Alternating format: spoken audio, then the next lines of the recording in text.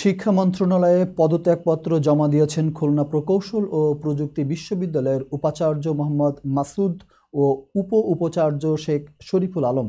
আজ বৃহস্পতিবার তারা পদত্যাগপত্র জমা দেন।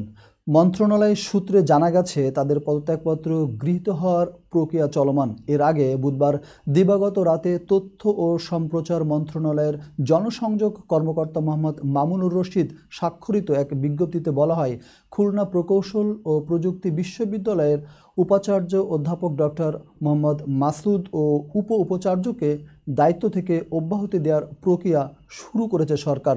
এ সংক্রান্ত সংবাদ বিজ্ঞপ্তিতে উল্লেখ করা হয়, সাম্প্রতিক ঘটনাবলীর পরিপ্রেক্ষিতে উদ্ভূত সংকট নিরসন এবং শিক্ষা কার্যক্রম দ্রুত শুরু করার লক্ষ্যে খুলনা প্রকৌশল ও প্রযুক্তি বিশ্ববিদ্যালয়ের উপাচার্য এবং উপাচার্যকে দায়িত্ব থেকে অব্যাহতি দেওয়ার প্রক্রিয়া শুরু করা হয়েছে।